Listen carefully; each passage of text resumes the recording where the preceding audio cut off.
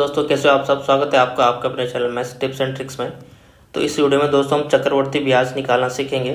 चक्रवर्ती ब्याज को compound interest भी बोलते हैं, ठीक है। तो हमको एक क्वेश्चन दिया गया है, हमें पूछा गया है 6,000 रुपये का 10% की वार्षिक दर से 2 वर्ष का चक्रवर्ती ब्याज ज्ञात कीजिए। तो ध्यान दीजिए दोस्तों, तो हम यहाँ पहले शॉर्ट ट्रिक से देखेंगे दोस्तों, ठीक है।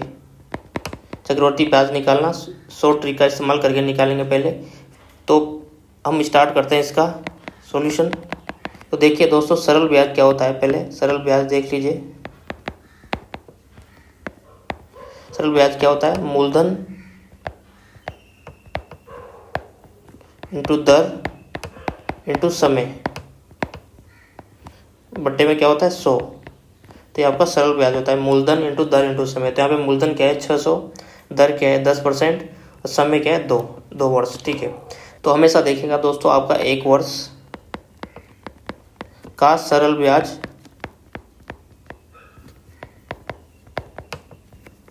और चक्रवर्ती ब्याज हमेशा बराबर होते हैं, ठीक है दोस्तों। 1 वर्ष का सरल ब्याज और चक्रवर्ती ब्याज हमेशा बराबर होते हैं। तो देखिए, अब जो क्वेश्चन दिया गया है 6,000 रुपये का 10% की वार्षिक दर से 1 साल का ब्याज कितना होगा दोस्तों, कितना होगा 6,000 इंटू दर 10%। अब आपको पता है यहाँ से 10% से परसेंट हटाएंगे दोस्तों क्या हो जाता है 10/100 हो जाता है। 10% था, परसेंट हटाते ही क्या बट्टे में 100 लिखते हैं अपन, 10/100 हो जाता है। तो यहाँ पे कितना हो गया 6,000 गुना 10/100। ये क्या था, 1 वर्ष का ब्याज है अपना, 1 वर्ष का ब्याज है ये, मतलब 1 वर्ष का सरल ब्याज है ये। तो कितना आ गया 600। तो आपका 6,000 रुपये का 10% की वार्षिक दर से 1 वर्ष का सरल ब्याज कितना हो गया 600 रुपये। और मैंने क्या बोला, 1 वर्ष का सरल ब्याज और चक्रवर्ती ब्याज बराबर होते हैं। आप यहाँ पे सूत्र से भी देख सकते हैं, मूलधन कितना है 6,000, दर कितना है 10% और अपने को कितने साल का निकालना है 1 साल का बटा 100। तो आपको क्या मिलेगा 600 मिलेगा। तो 1 साल का 10% की दर से सरल ब्याज कितना गया 600 रुपये और सरल ब्याज और चक्रवर्ती ब्याज बराबर होते हैं 1 वर्ष के लिए। ध्यान दीजिएगा। अब आगे स्टार्ट करते हैं। तो दोस्तों अपने को क्या है चक्रवर्ती ब्याज निकालना है। तो हम शॉर्ट ट्रिक देखेंगे पहले। तो आपको क्या करना है, चक्रवर्ती ब्याज कितने साल का निकालना है आपको 2 साल का। सबसे पहले क्या कीजिए, ऐसे लिख लीजिए फर्स्ट ईयर, फिर लिख लीजिए सेकेंड ईयर, ठीक है। फर्स्ट ईयर के सामने से एक लाइन खींच लीजिए और सेकंड ईयर के सामने से 2 लाइन खींच लीजिए, ठीक है दोस्तों। अब क्या कीजिए, फर्स्ट ईयर में लिख लीजिए 600, क्योंकि मैंने क्या बोला फर्स्ट ईयर का सरल ब्याज और चक्रवर्ती ब्याज बराबर होता है और सरल ब्याज क्या गया 600, तो 600 को यहाँ पे रख दिया। दूसरे साल में क्या कीजिए, इस सेकेंड ईयर के सामने पहली लाइन पे 600 को ऐसे कैसे उतार देना है। दूसरी लाइन पे क्या करना है आपको, जो 600 है ना दोस्तों, पहला वाला 600 उसका 10% निकाल देना आपको। तो कितना आता है 60।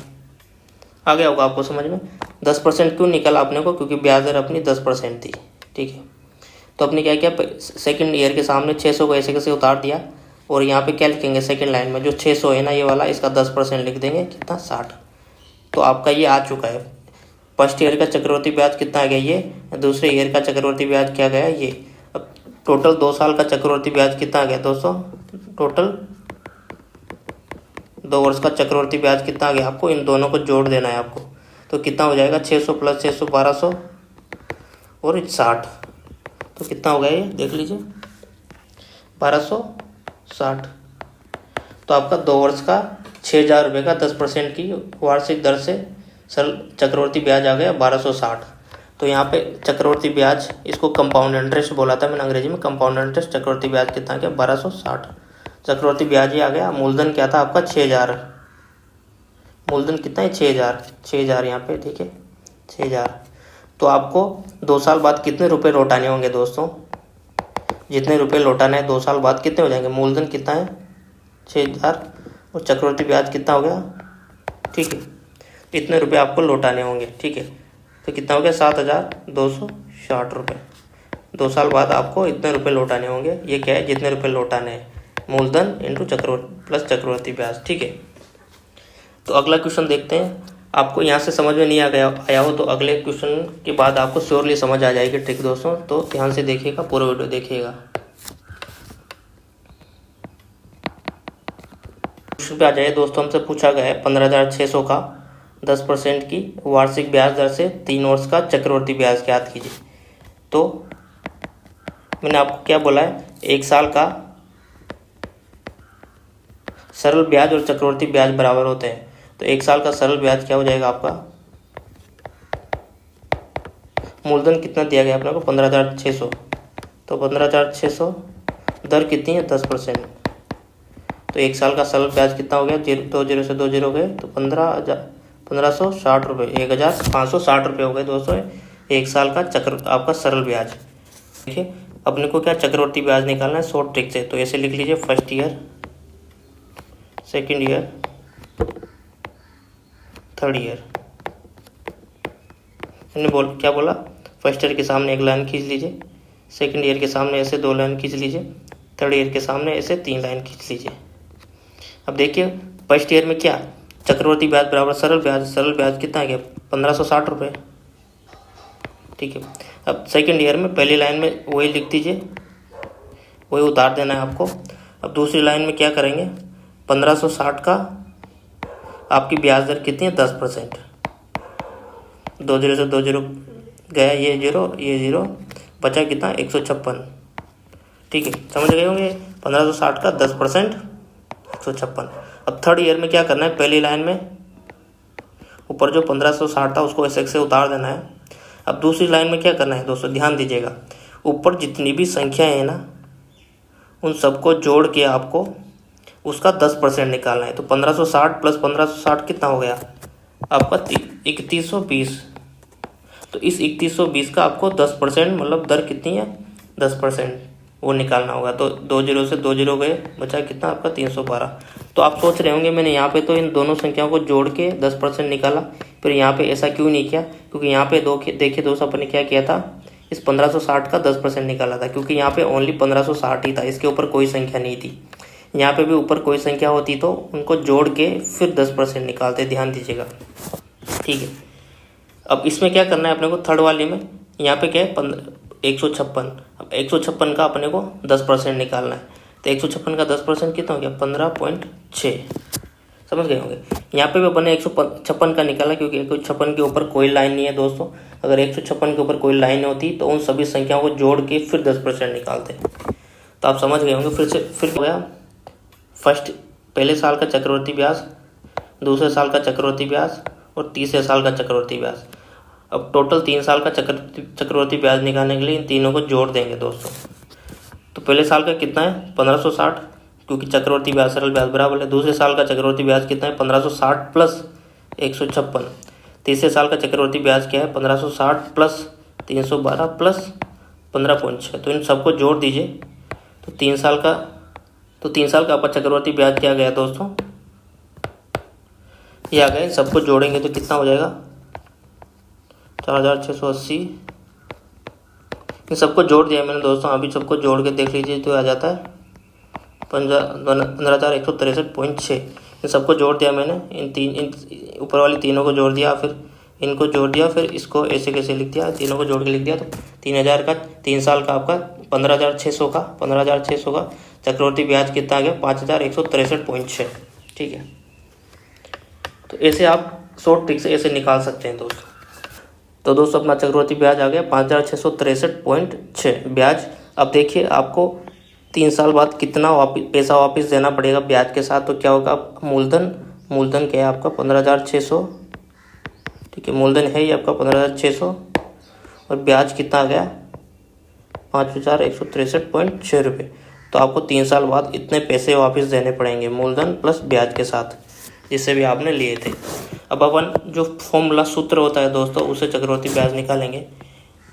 तो ये क्या है मैं आपको बताऊंगा अभी। तो फॉर्मूला होता है P+1+R/100 इंटू टी।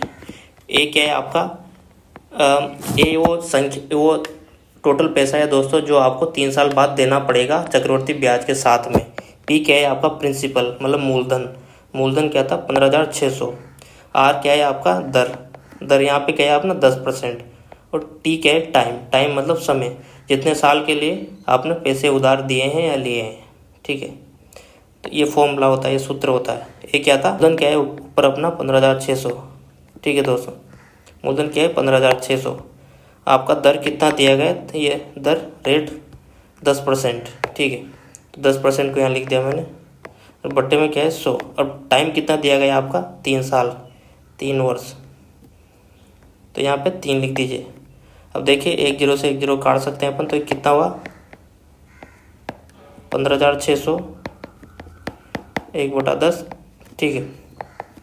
तो यहाँ पे कुछ नहीं है तो 1 मान लेंगे बट्टे में, तो 15,600। इसका एलसीएम ले लीजिए। एलसीएम लेना तो आपको आता होगा दोस्तों, सोल्व करना तो मैं ये समझ रहा हूँ कि आपको आता होगा, ठीक है। तो कितना हो गया 15,600, ऊपर क्या हो गया 10 + 1 11, नीचे 10 क्यूब। तो देखिए इसको क्या लिख सकते हैं अपन, 11/10 की पावर 3 है, इसको क्या लिख सकते हैं 3 बार 11 लिख सकते हैं, और बट्टे में 3 बार 10 लिख सकते हैं। अब देखिए यहाँ से 1 0 से 1 0 गया, दूसरे 0 से दूसरे 0 गया, बचा कितना आपका 156। ऊपर कितना बचा 11 × 11 × 11, नीचे कितना बचा 10। अब देखिए दोस्तों आपको क्या पहले 156 से गुणा करना। अब इसको क्या लिख सकते हैं एक बार देखिए, 156 × 11 × 11 × 11/10। तो आपको देखिए 156 को पहले 11 से गुणा करना होगा, फिर जो संख्या आएगी उसको फिर से 11 से गुणा करना होगा, जो संख्या आएगी उसको फिर से 11 से गुणा करना होगा। तो आपका बहुत बार मतलब बहुत बड़ा गुणा हो जाएगा, और फिर आपको इस फॉर्मूले में भी संख्या रखनी है, तो आपका ये टाइम बहुत ज़्यादा लगेगा। तो मैंने क्या बोला, एक तो अपन ने अपनी शॉर्ट ट्रिक से आंसर निकाला चक्रवृद्धि ब्याज, और एक आप इस सूत्र से निकालेंगे, तो आपको टाइम ज़्यादा लगेगा दोस्तों। तो मैं यही बोलूँगा आप ट्राई कीजिए, शॉर्ट ट्रिक का इस्तेमाल कीजिए, ठीक है। अब देखिए यहाँ से जो अपना आया है ना, वो टोटल पैसा आया है दोस्तों। यहाँ से ये वाला है टोटल पैसा इस सूत्र से। अगर आपको चक्रवृद्धि ब्याज निकालना होगा तो चक्रवृद्धि ब्याज यहाँ से क्या होगा, क्योंकि टोटल आया है, ए आया है, मतलब पैसा जो वापस लौटाना होगा वो आया है। अब आपको चक्रवृद्धि ब्याज निकालना है, तो यहाँ से चक्रवृद्धि ब्याज कंपाउंड इंटरेस्ट क्या होगा,